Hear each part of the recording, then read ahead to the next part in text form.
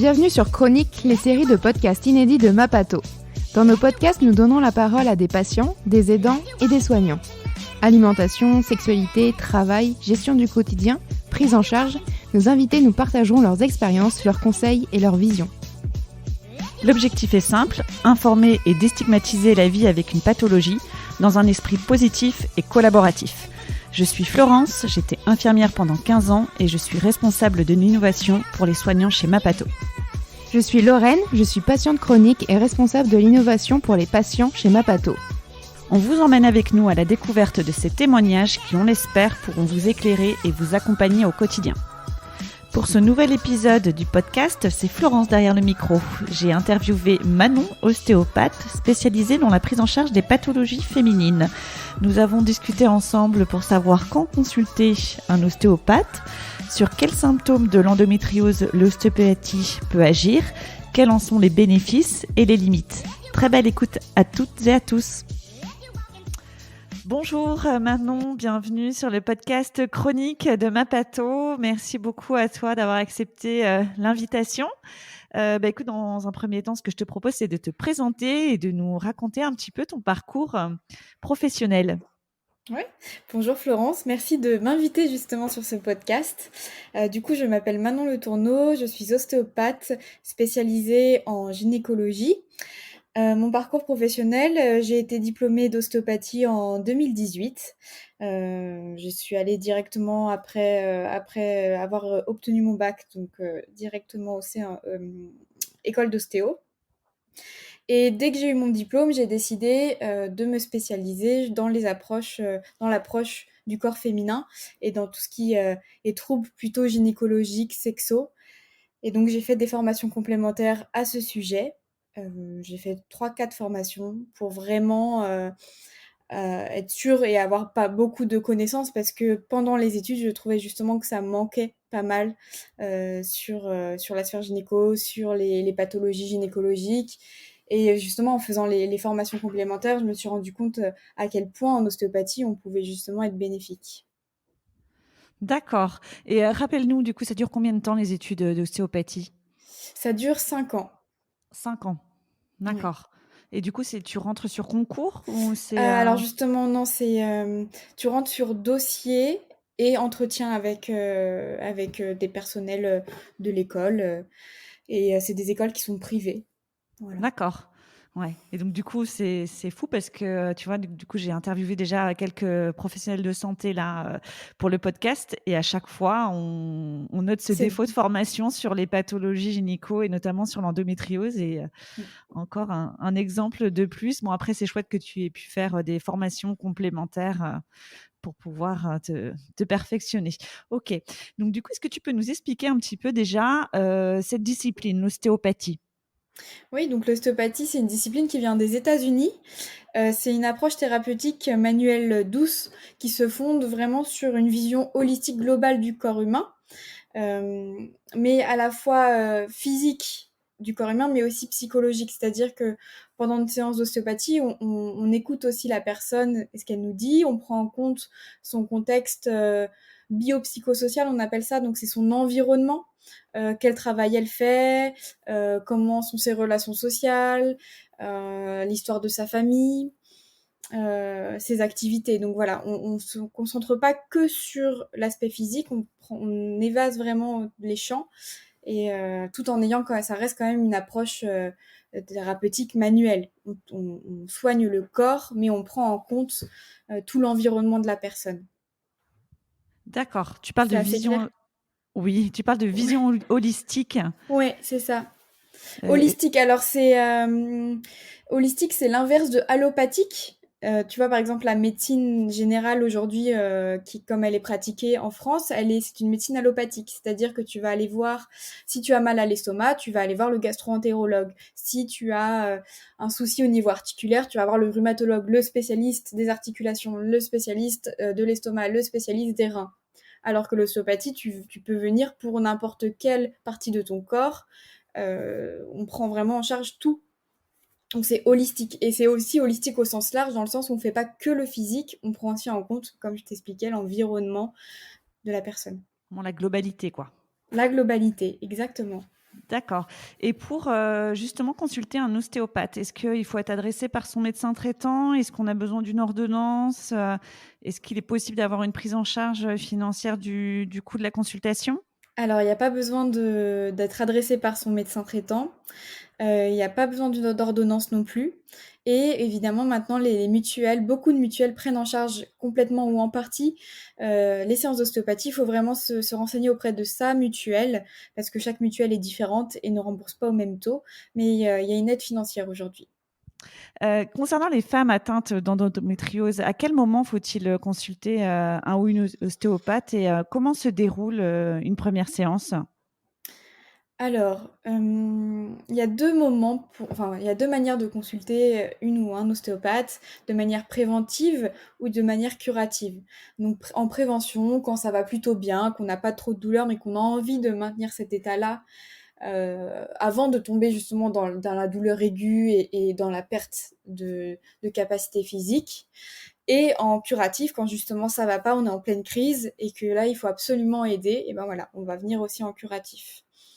Donc c'est plutôt, voilà, à quel moment, c'est plutôt comment on a envie de gérer sa santé. Est-ce qu'on est plutôt sur du préventif ou est-ce qu'on attend d'être pas bien pour aller consulter? Il n'y a aucun meilleur moment qu'un autre, hein. Si on est plutôt dans le curatif, on est dans le curatif, il y a pas de mal à ça. Et ta deuxième partie de C'était question, sur, c'était? le déroulement d'une Ah première oui. séance. Alors, lors d'une première séance, il y a un entretien qui est assez long. On appelle ça l'anamnèse. Donc, on écoute la patiente, son motif de consultation, son historique. Euh, on focalise surtout les questions, du coup, quand il y a de l'endométriose, sur son parcours thérapeutique, hein. En général, il y a quand même un parcours thérapeutique semé d'embûches. Et donc là, c'est aussi important d'écouter les mots de la patiente parce que souvent, il y a beaucoup d'émotionnel qui est lié à ce parcours thérapeutique. Et ça, c'est à prendre en compte aussi dans notre approche ensuite du corps.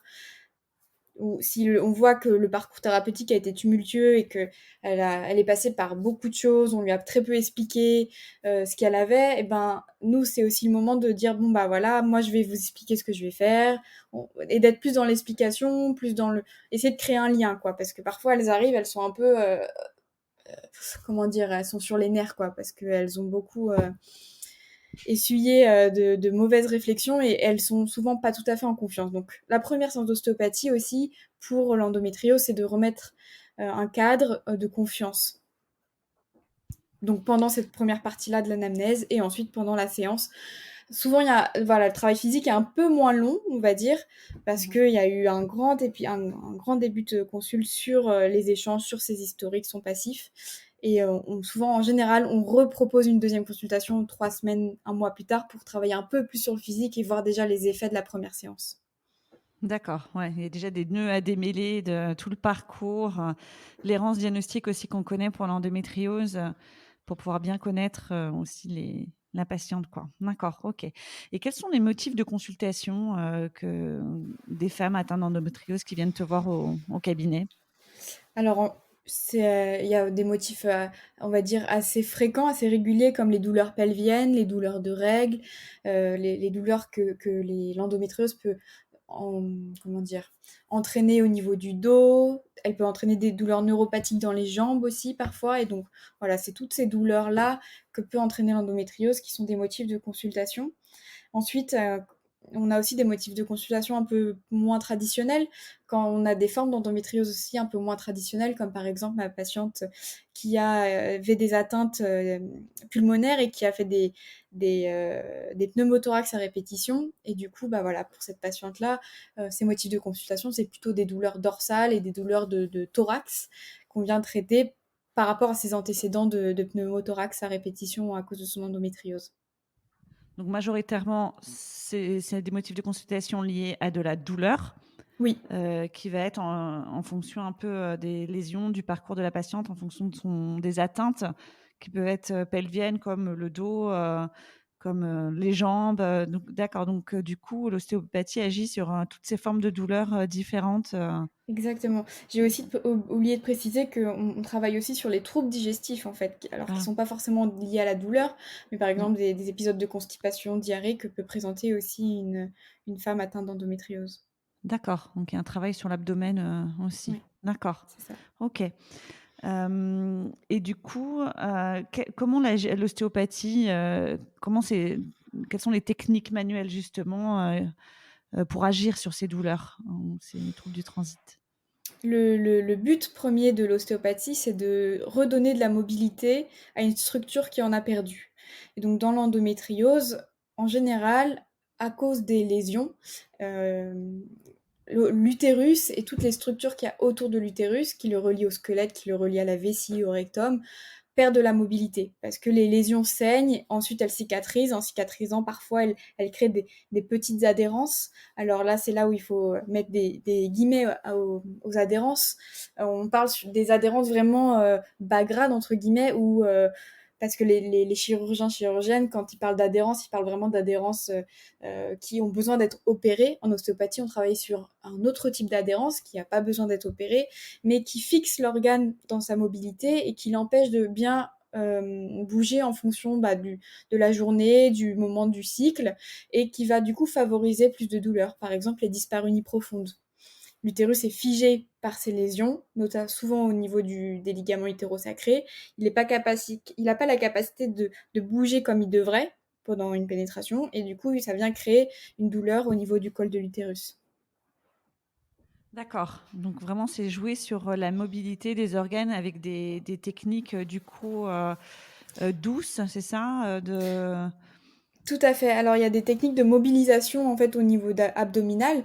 Donc, on est juste au-dessus de l'os du pubis, qui est l'os qui délimite le bassin au niveau de l'abdomen. Et on vient, voilà, au contact de l'utérus, de la vessie, on vient les mobiliser pour créer du mouvement et redonner de la mobilité à cette région-là. D'accord, et donc vous justement en, posant vos mains et en auscultant, enfin l'examen clinique de la patiente, vous pouvez voir du coup ces défauts de mobilité des organes et agir dessus, quoi? Voilà, exactement. En général, on a des zones de tension qui correspondent à des zones, une zone de l'ovaire, par exemple. Et c'est rigolo parce que souvent, on trouve un côté qui est plus tendu que l'autre et ça correspond au côté de la lésion qu'il y a sur le ligament utérosacré ou sur l'ovaire. C'est-à-dire que c'est des lésions qui sont profondes, mais justement, leur perte de mobilité, leur fixation, leur fixité entraîne autour d'elles tout un environnement qui est aussi figé. Et nous, au niveau abdominal, on le ressent en fait, cet environnement figé. Et donc, via le travail abdominal, on peut relâcher à distance les tensions qu'il y a autour de l'ovaire, du ligament D'accord. hétérosacré et redonner cette mobilité à cette région. D'accord, OK. Donc ouais, c'est vraiment un travail, très spécifique, et donc du coup, c'est pendant tes formations spécifiques justement que tu as appris complémentaires, que tu as appris à bien du coup connaître, tout ce qui est les structures gynécologiques et tous ces impacts pour pouvoir agir dessus? Alors, pendant les formations complémentaires, effectivement, on prend vraiment le temps de travailler plus spécifiquement sur ces régions-là. Et ensuite, c'est vraiment le travail aussi en cabinet. Et à force de voir, Expérience. Mmh. ouais, à force de voir des femmes qui ont des atteintes, on reconnaît en fait la tension sous la peau. Vraiment, l'expérience en cabinet aide beaucoup. On va dire que la formation complémentaire permet d'avoir des connaissances et d'être un peu plus en confiance. Mais c'est vraiment l'expérience en cabinet qui donne la main et l'expérience de la main. D'accord, et puis une certaine expertise, du coup, il y a vraiment, une notion de justement, oui, avec l'expérience et les connaissances, une notion d'expertise de ces pathologies-là, Tout qu'on à fait. retrouve nous du coup, sur Mapato. C'est vrai, quand les gens nous recommandent des soignants, ils recommandent des soignants du coup pour une pathologie, pour l'endométriose, on a très souvent, donc on a de nombreuses recommandations pour l'endométriose et notamment d'ostéopathes, heu, vraiment experts de cette pathologie. On comprend mieux maintenant avec tes explications, pourquoi. Oui, tout à Hem, fait. Bah, d'ailleurs, encore il y a une dizaine de jours, j'avais une patiente qui venait, grâce à l'annuaire Mapato, me consulter, dans le 78. Donc vraiment, c'est un annuaire qui fonctionne et qui oriente et qui aide les patientes à aller vers quelqu'un qui connaît la pathologie de l'endométriose parce que, voilà, la main thérapeutique ostéo, on l'a tous, mais vraiment l'expertise de connaître l'endométriose et le vaste champ des atteintes, ça, il y a moins de personnes qui sont vraiment formées sur ça. Ouais, c'est top hein, pour nous de savoir que justement ça fonctionne et que des patientes puissent bénéficier de soins avec des professionnels comme toi grâce à Mapato. C'est vraiment super. Donc concernant cette technique d'ostéopathie, qu'est-ce qu'on peut en espérer du coup comme bénéfice et puis quelles sont aussi les limites justement de la prise en charge de l'ostéopathie pour la prise en charge de l'endométriose? Donc les bénéfices qu'on peut essayer d'en tirer, c'est la réduction des douleurs. Donc les douleurs de règles, les douleurs que les patientes elles vont avoir même en dehors de leurs règles, les troubles du transit qui sont parfois associés. Vraiment, c'est ça, c'est diminuer les douleurs pour que la patiente elle puisse, par exemple, diminuer ses prises d'antidouleurs, ses médicaments, euh, être moins longtemps alitée, moins longtemps allongée, qu'elle puisse retourner travailler par exemple une journée plus tôt, ou pouvoir ressortir un peu plus avec ses amis. Voilà, améliorer vraiment le confort de vie. Et on n'est pas contre, c'est quand même super chouette de pouvoir diminuer la prise de chimie grâce à des thérapies manuelles. Donc les limites de l'ostéopathie, bah, du coup l'ostéopathie ça ne soigne pas l'endométriose et ça accompagne en fait, ça c'est vraiment très important, mais on doit travailler main dans la main avec la médecine traditionnelle, avec la médecine allopathique pour le coup, au bénéfice de la patiente. Donc on n'est pas là pour dire grâce à l'ostéopathie vous aurez plus besoin de prendre de pilules, grâce à l'ostéopathie vous n'aurez pas besoin de vous faire opérer. S'il y a besoin de se faire une opération, et ben l'ostéopathie elle accompagne la patiente avant et après son opération, par exemple. Et voilà, vraiment, c'est les limites ou, par exemple, les limites des adhérences. Nous, on va travailler sur un type d'adhérence qui est vraiment bénin, on va dire, bénigne, mais qui entraîne des inconforts pour la patiente. Et il faut laisser vraiment les grosses adhérences cicatricielles aux chirurgiennes. Voilà, chacun sa place. C'est hyper important pour travailler main dans la main avec les médecins.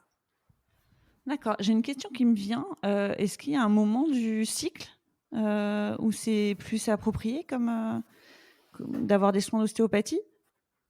En général, moi, j'évite de voir mes patientes pendant leurs règles parce que c'est un moment où elles sont pas confortables, elles sont souvent douloureuses et une séance d'ostéopathie, on n'en a pas parlé, mais ça fait réagir le corps. En général, pendant 24-48 heures après une séance d'ostéopathie, elles peuvent ressentir des douleurs. Donc, c'est pas vraiment le but de faire flamber une douleur qui est déjà présente parce qu'elle a ses règles. Il vaut mieux qu'elles viennent en dehors de cette période-là. D'accord, donc il peut y avoir un petit effet rebond suite à une Exactement. séance. D'accord. Et d'accord, donc il ne faut pas s'inquiéter, ça passe, les bénéfices viennent après, quoi. Exactement. Des choses qui arrivent souvent, malheureusement, entre guillemets malheureusement, mais des patientes que je suis depuis longtemps qui m'envoient un petit message qui me disent: Ah, cette fois-ci, je sens que ça joue sur ça, j'ai un peu de douleur quand j'urine, alors que j'en avais pas avant, mais finalement, 48 heures après, bah hop, cette douleur-là, elle s'estompe et globalement, ça va mieux. Mais voilà, c'est hyper important de rassurer aussi la patiente quand elle sort de sa séance et de lui dire 24-48 heures où le corps il va travailler, il va un peu se réajuster, il va sentir que ah bah il y a plus de mouvement donc hop il en profite et ça peut tirer un peu sur les structures. Ah oui, ouais, le fait de travailler sur la mobilité des organes, forcément, du coup, ça se remet en place tranquillement, Ouais, quoi. ça travaille et quand ça Mmh. travaille, bah, on le sent quoi, au niveau ligamentaire, ça tire, c'est normal. D'accord, c'est important de le savoir, ouais. OK, et qu'est-ce qu'on peut proposer comme suivi? Est-ce qu'il y a une fréquence qui est conseillée pour venir en consultation? Soit pour justement prévenir les douleurs quand elles sont pas encore trop marquées, ou alors pour consolider les effets des séances d'ostéopathie? Alors pour moi, le suivi, il est vraiment individuel et propre à chaque patiente. Il y a des patientes qui vont aimer venir régulièrement, tous les mois et demi, tous les 3 mois, et d'autres patientes qui vont vraiment attendre, bah, comme je disais tout à l'heure, hein, qui vont vraiment attendre d'avoir mal pour venir et qui vont être plutôt dans le curatif. Et voilà, en tout cas, ce qui est sûr, c'est que quand on a une pathologie comme l'endométriose, ça peut être vraiment bénéfique d'avoir un suivi de pas aller une fois 1 an, puis 3 ans plus tard. C'est vraiment sur son hygiène de vie, enfin sur son confort de vie, ça peut vraiment lui apporter d'être suivi un peu plus fréquemment. Ouais, donc il y a vraiment un rôle enfin, le rôle préventif est quand même intéressant, quoi. Tout à fait. D'accord, ça peut Bah, prévenir des grosses crises douloureuses, comme ouais, c'est comme ça. toute, technique, Bah, d'accord. disons que l'endométriose, ça reste une pathologie qui est inflammatoire, donc qui réagit fortement au stress, par exemple. Et l'ostéopathie, ça a aussi une action, enfin pas relaxante, mais on agit de manière plus, comment dire, plus sur le long terme, sur cet état d'anxiété qu'on peut avoir. L'ostéopathie, ça a une action, voilà, de calmer, mais pour ressentir vraiment cette action de calme et du système nerveux qui descend d'un étage, en général, il faut avoir un suivi un peu plus régulier. Oui, puis comme tu dis, la première séance, il y a de mettre en confiance, voilà, ça reste, du relationnel. On reste, un être humain face à un être humain et donc il faut le temps un petit peu de s'apprivoiser, de se connaître et puis Mm. c'est une thérapie manuelle donc on laisse les mains, de l'ostéopathe posées sur nous, nous manipuler un petit peu aussi donc on a besoin de se sentir aussi effectivement en confiance, quoi. Tout à fait. Créer une alliance thérapeutique, on appelle ça. Ouais, c'est L'alliance un beau mot thérapeutique, ça, c'est ouais. vraiment, entre la patiente et son praticien, praticienne, voilà, que ça fonctionne parce que cette alliance, c'est la clé du succès thérapeutique. S'il y a pas cette connexion entre les 2, ça marchera pas. Ouais, d'accord et justement, tu parles, d'alliance thérapeutique, on parle beaucoup chez Mapato d'expérience, du patient réussie. Qu'est-ce que c'est pour toi? Qu'est-ce qu'un patient satisfait, d'une consultation avec son soignant? Est-ce que tu as des critères? Est-ce que tu as des indicateurs? Mmh, ah, j'avais compris, dans ta question, j'avais compris quelle est pour moi une expérience réussie en tant que soignante. Mais, Alors justement, c'est intéressant ça ton rebond ouais. parce que est-ce que c'est pas un petit peu la même chose du coup? Si, je pense effectivement que ça alimente les 2. Donc, l'expérience réussie pour moi, c'est vraiment que le lien justement thérapeute-patiente se soit créé, qu'il y ait la confiance qui se soit installée, l'écoute. Parce qu'en général, quand il y a la confiance, l'écoute, bah, il y a aussi le lâcher prise.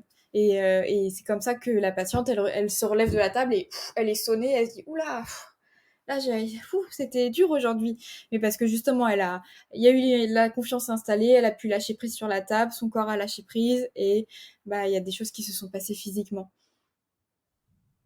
D'accord et justement le fait que, la patiente se relâche complètement, c'est plus facile du coup? La thérapie on parle toujours d'une thérapie avec les mains, donc est-ce que Oui. c'est plus facile de travailler justement sur le corps quand le corps est complètement relâché?